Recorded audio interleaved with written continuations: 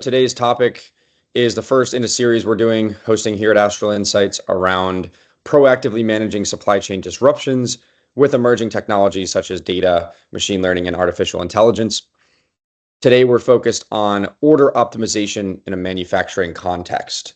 So being able to be more efficient, prioritize the production, the procurement of materials for, and ultimately the distribution of orders for customers.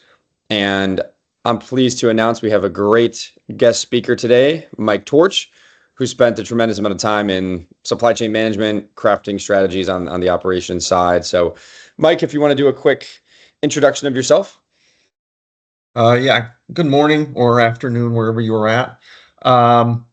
Yes, Mike Torch. I have 25 years management consulting experience in supply chain, manufacturing and distribution operations, planning, design, and implementation of both the physical operations as well as the systems that support them.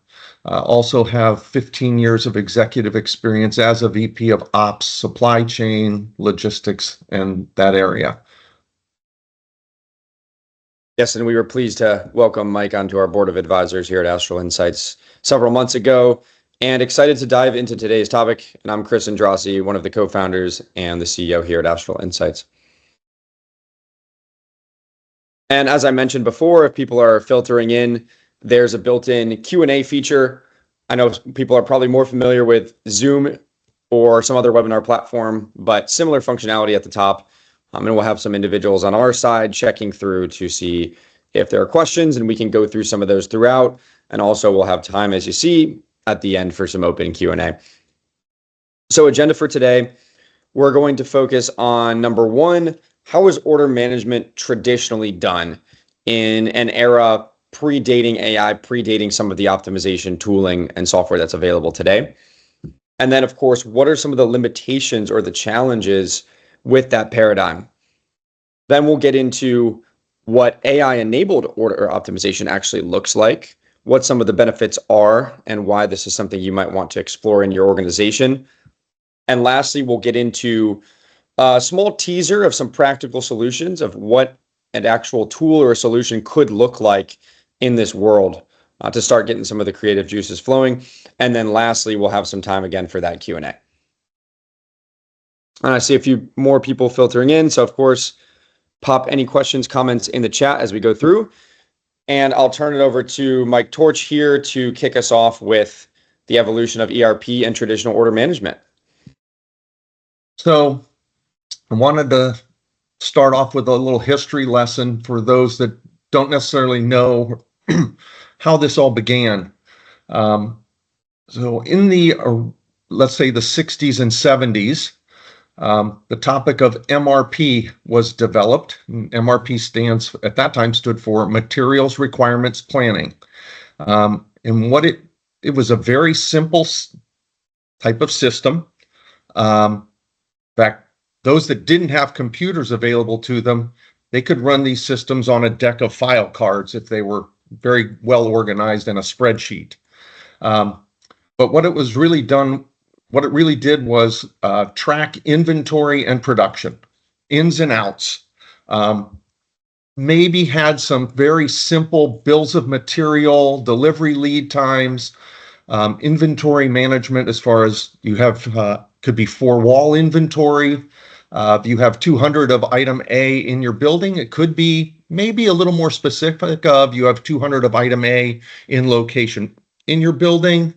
But very simple. Bill of materials were used, they would explode those based on I want to build 200 of these things.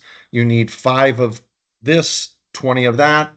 And then they would then place their purchase orders and they'd wait for them to come in and then plus up their inventory and start tracking it as it went through their operations. But it really wasn't doing any type of order optimization. It was mostly how to get materials, the right quantity at the right time in the right place. In the 80s and 90s, the term MRP2 came into fashion. And in this case, MRP stood for Manufacturing Resource Planning. And what we have is a next step up. So rather than just being materials and purchasing oriented, we're now getting into manufacturing and production orientation. Little more sophisticated. There's now, although there was software available in the 70s, it was really running on mainframes. Now you're getting into the 80s and 90s, and you've got software and programs available that can run this for you, and so you can thus get into more complex logic.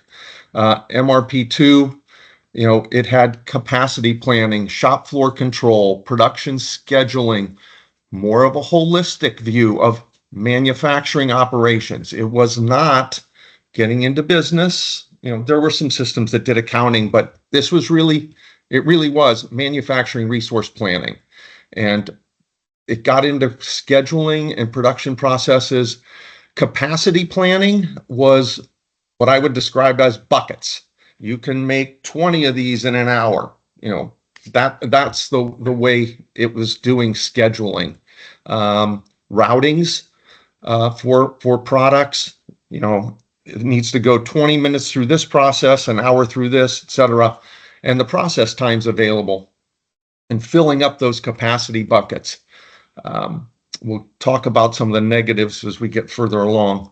And then in the 90s and 2000s, that's when the term ERP, really started to come into play.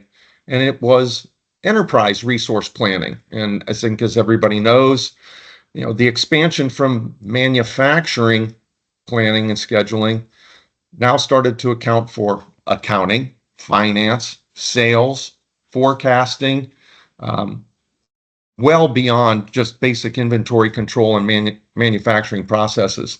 And they, integrated, because you could see across the company, it integrated all the processes and departments much better than before. It was very siloed in the way that it operated. So I think with that, that's the history lesson. I think what 90s and what ERP brings is you now have so much more information available to you to make even better business decisions on how you're scheduling and why you're scheduling your operations the way they are, or changing them based on where we're going with this conversation. What's happening outside that's going to make you want to look at the order prioritization differently? Absolutely. And certainly that's that natural evolution as things become more complex, business becomes more global, there become more interconnected factors we need to take into consideration. Of course, we see technology evolving with that. And so here we'll have Mike talk a little bit about, okay, we've gotten to ERP, we've gotten to the point where we do have enterprise-wide planning. We have a lot of capabilities that certainly did not exist in decades or years prior, but there's certainly still some challenges with this type of model. Yeah. So one of the, even with our sophistication today, most ERP is really reactive. We've received the orders, or we found out that this was delayed, and we start to go into rescheduling. And the rescheduling process, unless you're running a very sophisticated or planning and scheduling software outside of the ERP, it's still pretty much the same of you're filling up buckets and scheduling it in a very linear fashion. It is fairly inefficient compared to what you can do with automation. It's not an iterative process where you're considering all these different things. The prioritization is fairly static and mechanical. We're doing this, many scenarios, but it's not considering many scenarios. And it requires manual input rather than, auto adjusting as it goes along or learning from history. Hey, we went through, with AI and where this is going. Hey, we went through this 3 months ago. This is how we reacted to it. We should do it this way. Or no, that was bad, and let's do it another way. And that's what this is all going to come into play when we look at this. And it's, again, being as manual as it is, it's fairly suboptimal if you have a very complex, operation. You can't consider a lot of the causal factors, and you end up underutilizing certain resources. Even good simulation software, it can only optimize a couple of variables at a time before it starts locking up. So what we're heading into is the idea that we can be very iterative to a great degree using different optimization requests, different variables, and then, comparing, having AI present alternatives to us and then making the decision. Well, I'm willing to, to get, $10 million more revenue out this week, I'm willing to underutilize my machines or whatever it is. So that's where this is all headed. And what we've got here, what some of the, I'm not going to call them issues. It's just, that's the way this runs. So. Yes, sort of par for the course, and really what's left the door open for the combination of some newer technologies that we're about to get into, from really AI, but also some of the simulation software that Mike alluded to, and machine learning as well. So we'll talk about what this looks like now in a new paradigm that's really emerging in the past 5 years, but especially with generative AI in the past several years. And as we're getting into a world where agentic AI is possible, you're going to see these sorts of possibilities emerge even further and begin to proliferate through a lot of different companies. So a few key tenets of what do we mean by AI-enabled order optimization? And so a key part of it, on the flip side of what Mike just mentioned there, with a bit of rigidity of only being able to consider certain scenarios, we have the ability to be dynamic by nature. So to flex and evolve to changing supply chain conditions. And certainly COVID stays in the rearview mirror pretty recently of an example of a very significant disruption. But even much smaller scale things like hurricanes and routine weather events and labor strikes and port issues and geopolitical challenges. And there's just so many issues that are in flux that affect global businesses today. We want the ability to dynamically adjust the way we're doing our purchasing strategy, how we're negotiating contracts, how we're prioritizing orders, all in a dynamic, ongoing fashion, not just something that we look at weekly or monthly on a very rigid schedule. So being dynamic by nature is certainly critical. Another piece is being able to incorporate additional data sets. How do we actually factor in these weather events and some of these geopolitical challenges when that data does not live in our four walls in most cases? And certainly most clients we work with, the ERP certainly contains a lot of valuable data, but it does not include some of that external information. And with AI, we're now able to join together expansive external data sets and harmonize that with our internal data to come to new and more sophisticated conclusions. Now, along that same line, we can analyze and streamline some of that data integration and automate a lot of those processes. So buyers and planners and a lot of those individuals who are traditionally mining through data and dealing with spreadsheets and working within ERP planning tools, they can now be elevated to a more strategic type of role, where AI and machine learning are doing a lot of the analyses for them and presenting those scenarios to them that they can then reason through and make that final decision. And that's a theme we'll keep going throughout this session. And something we often harp on is that AI, and even agentic AI in the next several years, is not here as a replacement for humans. It's here to automate a lot of that lower level work, if you will. It's here to present options for the individuals who are experts, for them to then make the best decision, the most informed decision. And so you see the next point there, multiple goal-driven scenarios. And that goes back to Mike's point that in different circumstances, we might want to optimize our production, for example, for maximizing cash flow or minimizing our excess inventory. Other times, we may have a very large client that we must meet our contractual commitments for them. And even if our cash flow is a little bit suboptimal, we want to optimize for making sure that customer in particular is happy. So the ability to switch and have multiple different scenarios that we're optimizing for is another key benefit. And then the last piece to close the loop is continuously improving over time. And that's the ability for an AI system on its own to actually learn from the results. So if I produce a particular scenario or a recommendation around a purchasing strategy, I want to then feed back in what actually happened. Did that result in excess downtime? Did that result in reduced inventory costs? How did that affect customer satisfaction? Making sure that those results are fed back into my system so that I do get that continuous improvement over time. So all key components that we were looking to drive with some of this new technology. And Mike, if there's anything that you want to add, of course, feel free to jump onto what I'm saying. I think the one part that I was going to talk to, and you did a very good job on it, was the multiple goal-driven scenarios. There are, traditionally it's, when you're scheduling orders or trying to schedule the production orders, it's more around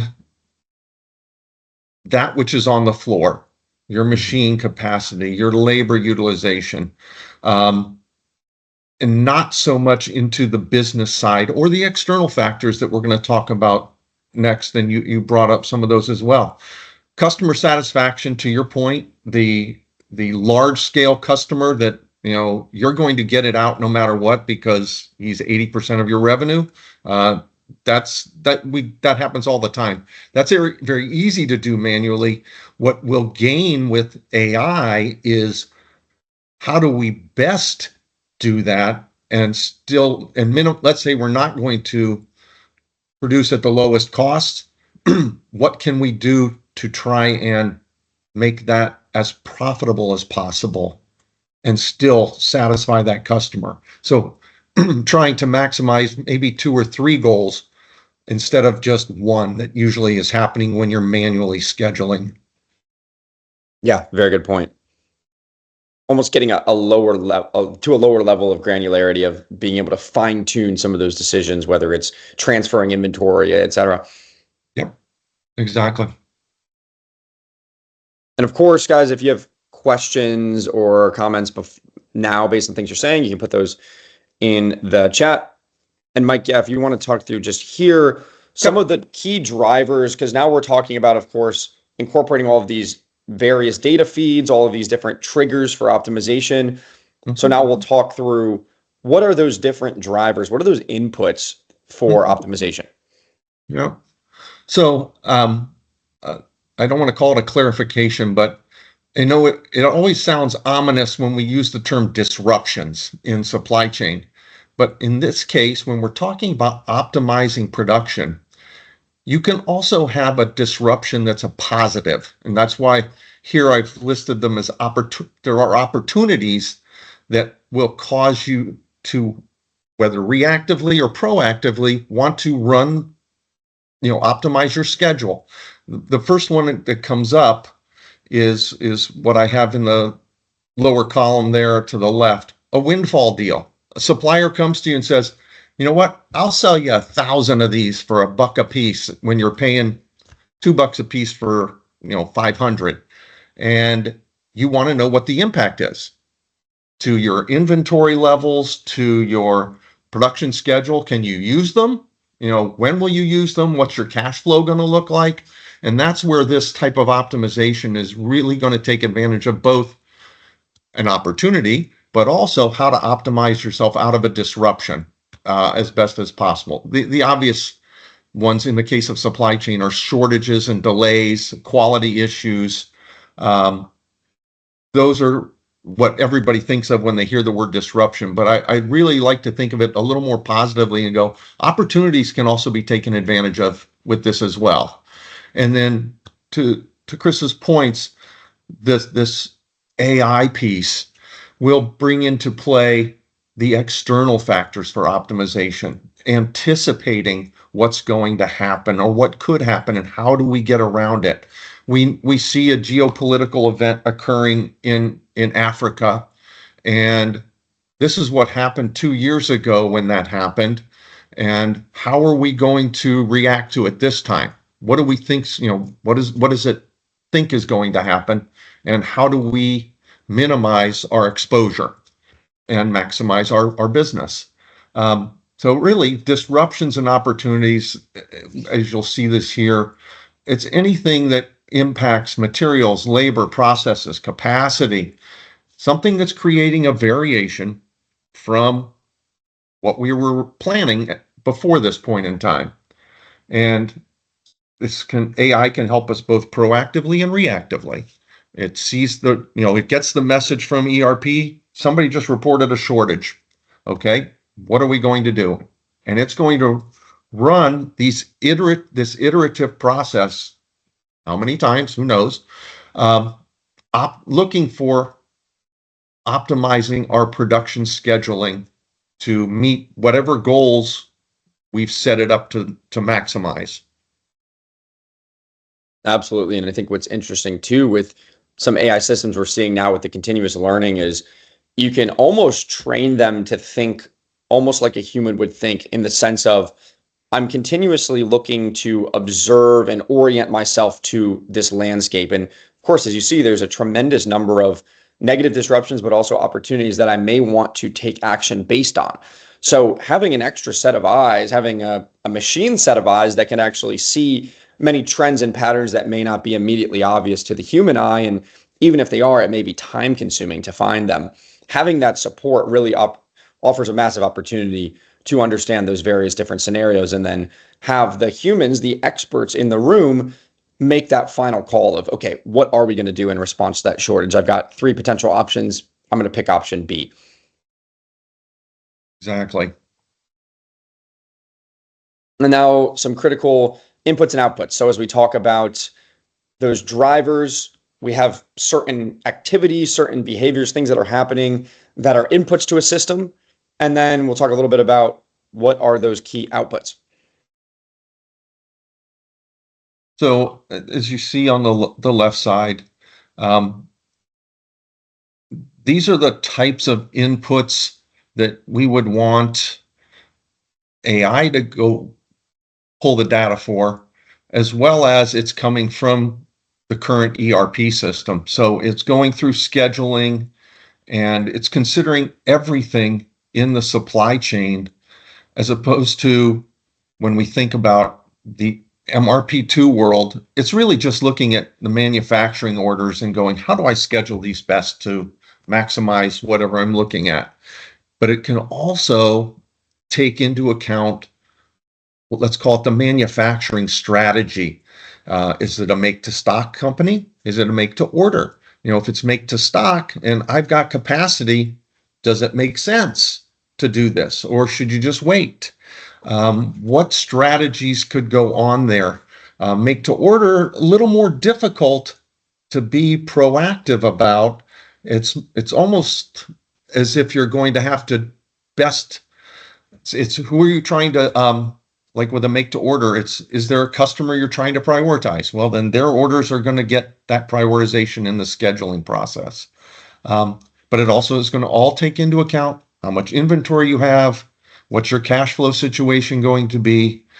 Really, aside from getting the external drivers, really taking into account all the data that is available in ERP, the financial piece, and the cost of product, to help make those decisions and run those alternatives.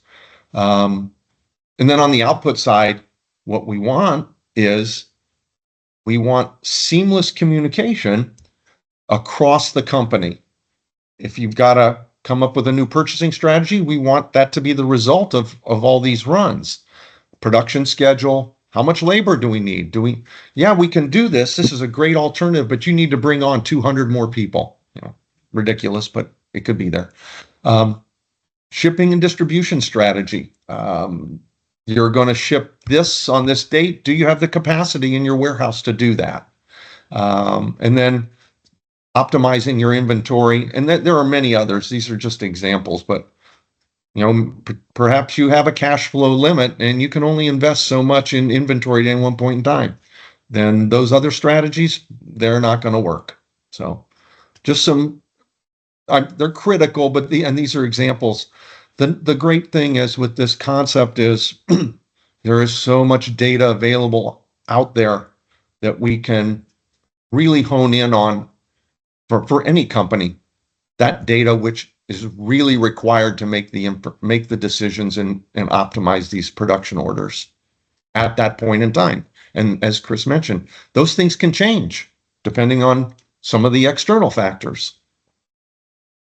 Yeah, absolutely. That ability to be dynamic, and where perhaps my purchasing strategy is very critical in a world of, say, tariffs, where I need to look at new suppliers in an inflationary environment where costs are very critical. It may look very different in another environment when, say, interest rates are very low and we're in an expansionary growth type of phase. And there we're going to focus more on, do we have the capacity to produce because demand is skyrocketing?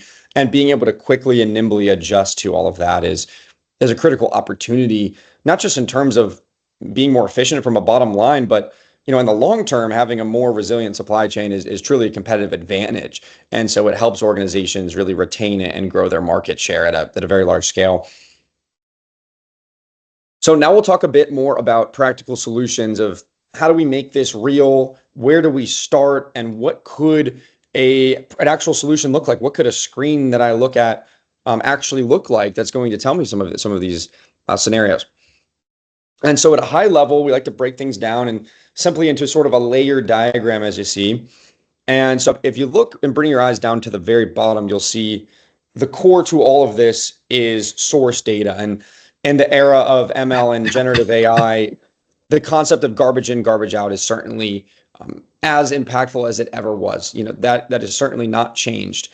And the ability to have vast internal and external data sets is important. So that source data is really what feeds the entire system. Now, on top of that, you'll see what we're dubbing an AI-ready data platform. And that's usually a platform within your cloud. It's a private cloud. It's Amazon Web Services. It's Microsoft Azure. It's GCP, or it's a hybrid. But effectively what it is harmonizing all of that data that we talked about. So you may have ERP, MES systems on top of that, and then all these external data feeds from, let's say, commodity prices, carrier information and status, all these various data sets, automatically ingesting and harmonizing them and getting them in the format so that they're ready to be consumed by the optimization engine and by the artificial intelligence systems. So getting that data ready is very, very critical. And in a lot of the work we do as an organization, ultimately, that's where we spend a lot of time. That's where we prioritize a lot of effort. Next, you'll see the optimization engine. And this can be built custom for an organization. You can build this yourself. And there are also lots of different simulation tools on the market, AnyLogic and others, that can do some of this goal-driven optimization.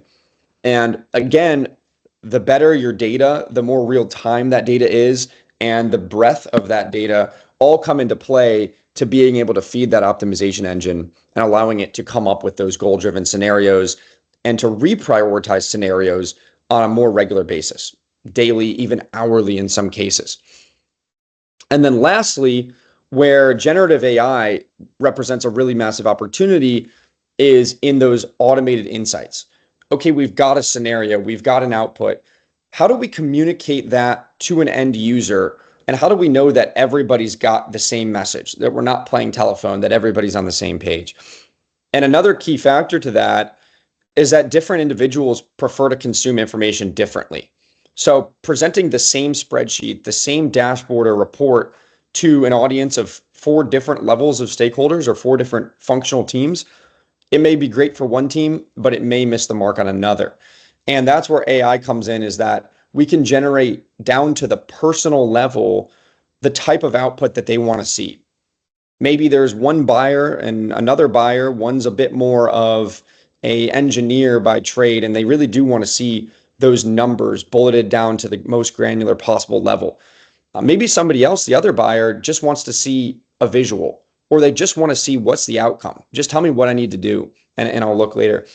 So that ability to personalize information, both in the format and the content for that individual so they can best make a decision, they can seamlessly consume that information, that's a critical emerging capability of generative AI. the ability to generate dashboards on the fly, the ability to generate narratives, text-based narratives is a really giant opportunity. So here, what we're seeing in a lot of these solutions is, of course, AI is the new buzzword. It's the newest technology and it has its place. But we're also combining some of those optimization techniques that have been around for 10, 15 years and data engineering techniques that have been around. So it's really the holistic combination of all the technologies that have been with what is now coming to the table that we're seeing the biggest value unlock for organizations. And now here we go, we're looking at an actual example UI UX. So if you're seeing back to that theme of combination, on the left, you see a bit more of a traditional dashboard type of interface. But we're seeing that, again, to that disruption theme, okay, we have a material shortage. And using AI, we're able to combine all of these various different factors, and we understand the status of that delay. We understand how many units we have left. We understand some recommendations of which supplier might be able to actually mitigate that shortage or where we can purchase from. And so in the background, we're actually analyzing a multitude of factors and presenting various alternatives. And then on the right-hand side of the screen, you'll see the concept of an AI digital assistant or a copilot. Although we steer away from the word copilot because, of course, Microsoft has planted their flag there. That's a product. Certainly in this case, we're talking more about a more customized, sophisticated tool that's really built just for your organization that can generate an action plan, that can actually go and create a purchase order for you. It can actually go and analyze supplier performance for you. It can give you a status in real time for you. And again, this is really giving the keys to the kingdom to that human decision maker. It's not just spitting out 10 different dashboards or reports and saying, okay, go analyze this or go share this with your executive team. It's really directing the experience specifically to what you're looking to do. And again, in this case, the remedial action is to create a purchase order, click this button, and then the data is fed back into the ERP. So a system like this is just an example. It can look very different depending on the organization. But the point is, it's really a layer on top of all of the data, all of the analysis that's happening behind the scenes. And it's also able to feed data back into those transactional systems, which is great. So instead of manually entering data into an ERP, for example, some of these actions can be taken and data can be entered into that ERP in a fully automated fashion. And again, that's where we're seeing a tremendous value unlock is we're freeing up buyers, planners, plant managers, and executive level individuals to really focus on the why, the so what, the what do I need to do, and less about that nitty gritty in the weeds type of analysis. And again, back to that theme of we want to keep the human in the loop. Certainly there's a lot of hype out there. There's a lot of AI agent companies out there and things, and certainly there's some value, but ultimately we want the human subject matter experts to make the decisions. And we want AI to be a business partner to them to make their jobs easier, more efficient, and more streamlined.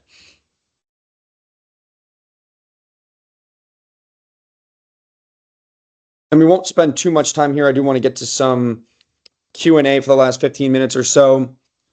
But in terms of how do we start? How do we make something like that real? Because we talked about there's a lot of different data sources that maybe we're not even considering today. They're not in our ERP. There's a lot of AI capabilities we may need to start piloting or trialing.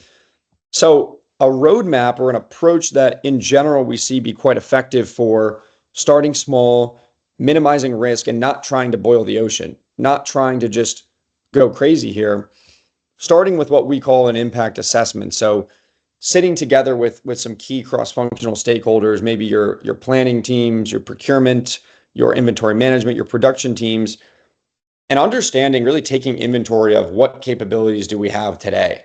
What tools, what ERP modules do we feel are working quite well? What other tools maybe are lacking, or where do we see potential gaps? And really identifying where those opportunities for AI are.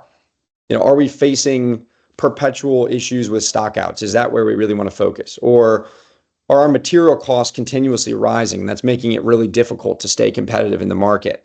Looking at what are those business outcomes we really care about, and then cross-referencing that with the tools we have and the capabilities we have.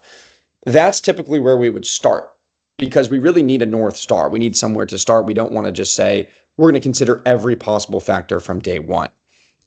So typically that sort of impact assessment is really important. The next piece is the concept of a strategic blueprint, of really getting together and understanding where can we apply AI. Is it, again, on that forecasting side? Is it the purchasing side? Is it specific to a particular facility that's maybe having the lowest OEE, or it's having the biggest incidences of downtime, for example? Really pinpointing our focus to where the biggest challenges are. And then working to define what's that future state vision. If I had an AI system to, again, give me some of these action plans, give me some of these insights, what would that look like?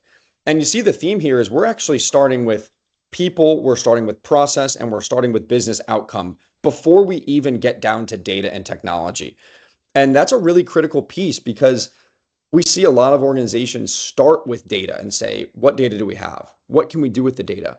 But the issue there is there's so many things we can do with data. And ultimately, that leads to a lot of unfocused effort or people rowing in different directions. So by starting with really that business outcome, where we want to focus, we can ensure that everybody's rowing in the same direction to get some progress. And that gets us into the idea of a solution pilot. So once we know where we're going to start, if it's a particular area, a particular problem or set of disruptions, then we actually get to building out some of the AI models, making that decision of, do we want to buy some off-the-shelf software? Do we want to build our own software? Do we want to work with partners? Do we want a combination of all of that? Understanding our model to actually get this done, and then piloting out a solution, typically with a focused team. Maybe it's a particular subset of our planning team. Maybe we're going to pilot in a particular production facility, maybe a particular DC, et cetera. But the concept there of starting small, making it contained, and really benchmarking the performance. Once we've got a good result, we feel that there's a lot of positive outcomes here with the addition of AI. Then and only then do we start expanding to additional areas, functions, teams, et cetera. So you see it is a very controlled burn here where we're looking to start small and incrementally drive value. And then once we do have a bit of that critical mass, that snowball effect, we often see that's where the floodgates open. That's where we can pour more investment in because we're confident that there's going to be a result. Anything you would add to that, Mike? And certainly if anybody wants to discuss this more, certainly we're happy to chat offline. Yeah, nothing to add. I think the question about data, you addressed the question. I'm looking at the chat. The question about data readiness, I think you answered that. It's exactly what you described in my book. Because there is so much data available, you have to start with the endpoint of what are we going to try and choose or try and do, then go into, okay, what data do we need? And then how are we going to generate that if it's not already there, which in the case of a lot of this production planning and things, the data is not really there, but it can be generated from the information that is within the ERP, or you have software that is gathering that data as it's running through the ERP and creating this data for you. And then, of course, there's a whole data cleansing piece that's going to come into play at some point of, is the data in your ERP any good? Because if it's dirty, to your GIGO point, doesn't matter what we're doing. So that, to answer, I think Mike asked that question. That's the answer on how we go about evaluating data readiness and the process. Yeah, absolutely. And I think that's a really good point. And it really can't be overemphasized because, I've been attending events here around town in Raleigh and virtual events and doing events like this. And what we hear time and time again is we want to do AI, but one of the biggest challenges is what's the right use case to start with? Where do I start? And I think the reason you hear that so much is because a lot of people are thinking about it backwards. It really is the old hammer in search of a nail problem where I have AI as a tool and now I'm going to go search for a problem. And I think that is what creates a lot of difficulty and a lot of paralysis by analysis, where instead, to Mike's point just now, we need to focus on what's the biggest business problem. What are we trying to do this year? Are we in cost containment mode? Are we in growth mode? Are we hiring? Are we evaluating new suppliers because of the tariffs? Let's think about the things we need to get done, the decisions we need to make, the processes we need to optimize, and then work down to say, how can Gen AI help me? How can advanced analytics or predictive analytics help me? How can XYZ number of tools help me? But now I've got a focused lens. Now my aperture is narrowed and focused, rather than just saying, where should I use AI? Because frankly, AI can be used in every single business process with some exceptions, every single function, and we're going to see it used in every function.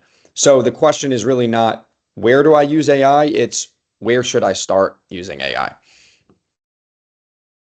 And I see a couple other questions coming in, so we'll get to the open Q&A, and on the screen you'll see some additional resources and insights. We've compiled some of the most impactful use cases for AI that we're seeing in our business, some white papers, research we've done. So of course, you can reach out to me at this email if you're interested in consuming any of that content later. But I do see a couple more questions, so I think Mike and I can... I think the first one, if you could address it, Chris, is the one from Rich DeMall about protecting internal data when you're utilizing public AI systems. No, I think that's a great question. It's often forefront in our mind.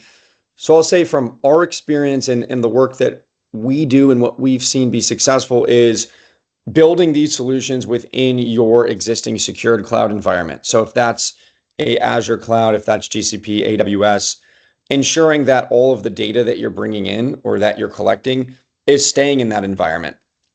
And so you're not sending data out to external third-party software applications. It's not leaving your four walls.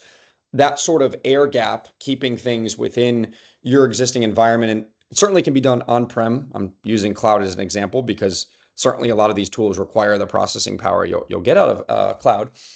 But the idea of keeping it within your four walls.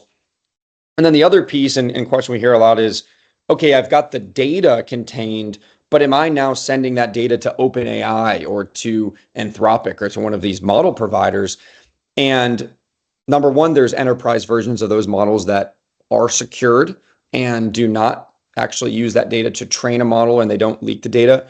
But if I want to be hyper cautious, maybe I'm in a regulated environment, maybe I do defense contracting or I'm in pharmaceuticals, I can actually use open source models, meaning that I can actually download the code to the model and fine tune it or tweak it for my own use cases and run it on my own cloud or my own even hardware, on-premise hardware. And so that's really the safest route, where I know for sure that this is a copy of this model, this AI model, that's just for me, just for my team, just for my company. And there's really no chance that it can be leaked. So I would really say it comes down to how airtight you need to be as an organization based on a multitude of factors. But there's certainly avenues out there where there's no need to be more concerned about AI than you had to be concerned about data warehouse or databases or ERP in the eras that came before this.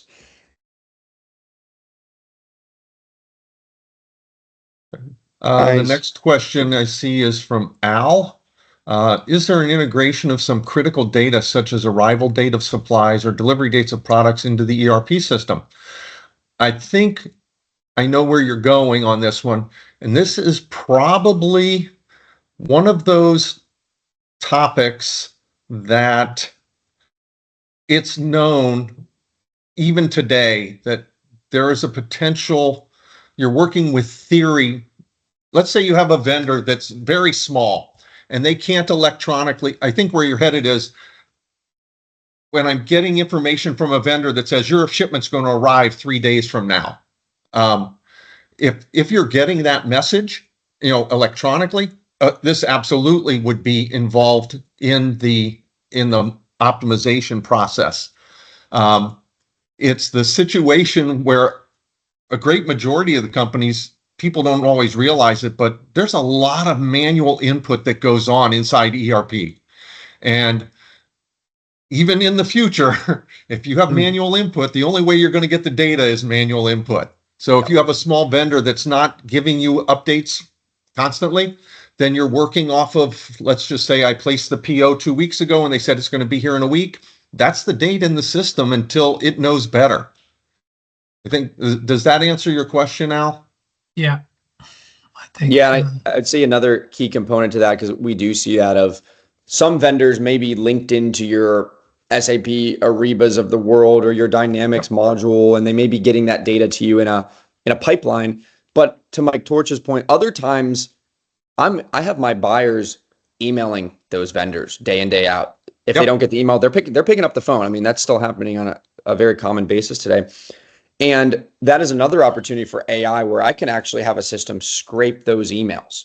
It can actually go through and pull in that unstructured data and then turn it into a structured set of data that can then be fed into an ERP or fed into, if you recall several slides ago, that AI-ready data platform. So there are ways to streamline that integration of data, where traditionally it was you're kind of SOL if you didn't have that automated pipeline. There are some creative ways to work around that type of thing. Let's see, do we have any others? Protecting data or data readiness, I think we talked about. Integrations we talked about. Yes, I would agree with Al, that comment there. Yes. Yeah, can you hear me? Or is it? Yes. Oh, yeah, okay. I'm not muted. Can we just take a small, short steps to when you get into a company? What do you do with them? Like, how do you go through the process of getting involved in a AI project? I heard a lot of this stuff already, but I wanted to see like a simple 5-6 steps on, okay, what do you do when you go to a client in terms of embarking into a transformation? I call it transformation process because this is kind of like an eye opener for a lot of companies. Oh yeah. I'm pretty sure they will be interested in like how is your contact starts and how do you process into getting them a solution of the nature that you just discussed. It's a great question, Al, and there's really two different paths that we typically see. So one is where there is a very focused use case in mind. It's optimizing diagnostics on a shop floor. It's optimizing supplier performance. It's getting better real-time updates on my purchase orders, something like that, where there's a very focused use case. And in that case, we'll typically start with that impact assessment. So we'll try to get on site wherever possible. We'll meet with critical stakeholders, and we're looking to confirm, number one, feasibility. It's technically feasible, and it's feasible from a process and an adoption perspective. Right. And then number two, confirm or at least get a ballpark of, if we're going to invest in this and we're going to go through that transformation, to your point, we're going to see a compelling ROI, that this is a use case that is worth investing. So basically, scientific method, we're going to test a hypothesis first. And then we're going to go into that process of building out what we're calling the solution blueprint, of building a roadmap so that we understand all the steps that we need to take to do that. Mm-hmm. So that's the case where we do have a clear use case in mind. Other times, maybe there's a dozen potential use cases, or there's 20, or there's an unbounded number of use cases. That's where, instead of doing what we'll say an impact assessment, a feasibility assessment, we'll do more of a opportunity assessment, where we're actually going to go in and whiteboard a half a dozen, 2 dozen different use cases and talk through the potential benefits and challenges associated with each. And again, look to bound a rough order of magnitude with respect to the benefits or the ROI we might get from each. And typically out of that, we'll get down to a more focused subset of, say, 2 or 3 use cases instead of a dozen. And that gives us a bit more of a narrow lens to focus. Good. Thank you. Certainly. And we've got about 5 minutes if we need it. If anybody else wants to toss a question in there, I think Morgan. Importing starting points for assessing what data I have. I think that's a great question. So in terms of assessing current data, number one, start with inventorying the systems you already have. So ERP and the modules you have within it. Maybe you have some external spreadsheet tools you've built, some Power BI or Tableau dashboards. Maybe there's some predictive models. I would look at the tools that are actually consuming the data and doing work on data and understanding what's the underlying information behind that. Is it complete? Is it quality? How frequently is it refreshed? And start there. And then again, we'll start looking at things like what data might be missing. Is there information in order to get my, say, let's say, real-time purchase order updates? Maybe I don't have all that carrier information. Maybe back to what we discussed a moment ago, maybe a lot of that information I'm just emailing back and forth a carrier to get that information. So I know now in my head, okay, there's a gap here. I need to build some sort of a tool or a system that's going to automatically ingest that data. Maybe I want to look at commodity prices that are a key input to the raw materials I procure, and maybe I don't have that data at all. So in that case, okay, I need to find a way to procure that data. So that's typically where we start. The systems that you currently have, view it through the lens of that outcome again, that business outcome you're trying to get, and then identify where the gaps may lie, what data you don't have that you do need. And I see time to implement, cost to implement. Certainly, it's highly variable what the time and cost to implement is. But what I would say is typically within 1 to 2 months, we have confirmed that there's impact, we've confirmed feasibility, and we've built out a compelling roadmap for transformation. It's typically about a year long, half a year to a year long roadmap for transformation. And we've got some working prototypes. So we may not have the final, complete product in mind, but we've got some prototypes that we can put in the hands of our supply chain professionals, our leaders, et cetera, to begin iterating. So typically 1 to 2 months there. And then we see within, at the most, another quarter, another 3 months, we're able to have a full pilot solution out. So effectively, you're through phase 0, 1, and 2 within, say, 3 to 6 months. You've made some significant progress. And then from there, it varies depending on how large the organization is. How much do I want to expand to? If I've got 150 plants, it naturally will take a bit longer than if I've got maybe 5 key plants. So definitely variable. Cost can also range. There's very low cost options to get started that can run in the single thousands and then all the way up to multi-million-dollar complete enterprise transformations. And again, I think the key point here is we want to understand what the potential return is before we outlay a significant amount of cash. And so if it does end up being a 7-figure transformation, we're not budgeting or spending 7 figures until we know we're getting an 8-figure return or we're getting a 5 or 10x return over multiple years. So that's really the key part, is ensuring that whatever we're spending or investing in AI and emerging technology, we're confident there's going to be a return, and we're not just doing it because everybody's doing it or for the sake of it. So hopefully that answered your question, Gustavo. Yes, thanks. Appreciate it. Yeah, absolutely.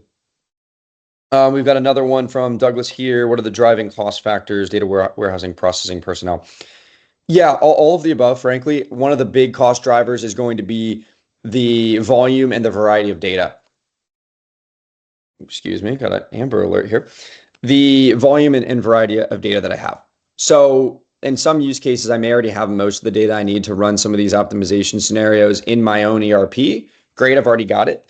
In other cases, I may be looking at complex relationships between overseas suppliers. I may need to start bringing in external data sets. I may need to even purchase some of those data sets for the analysis. So certainly that range of data that I'm dealing with is a key factor, because not only do I need to process that data and procure it, I need to now build models on top of that data. So am I building AI models for predicting demand? Am I building AI models for supplier performance and benchmarking that? Am I building models that are going to help diagnose machine failures on the shop floor? It really is very use case dependent, but I'd say yes, the data is really the key driving factor there. And then the effort and skill sets required.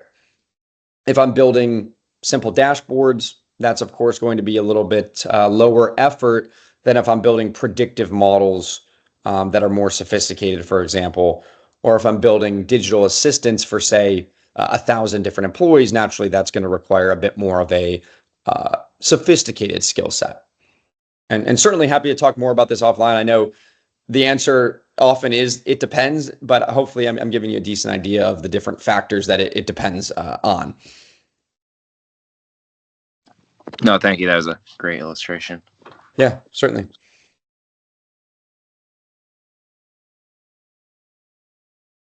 All right. Well, it's 11:59. I think we did pretty well with time.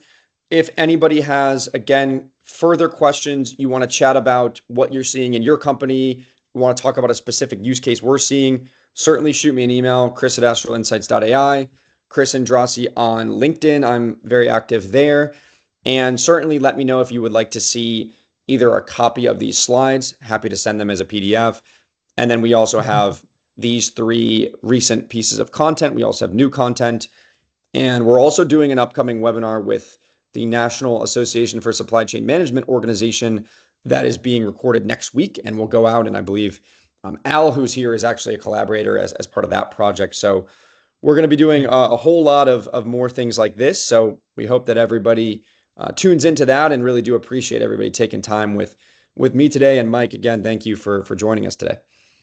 No, thank you for having me.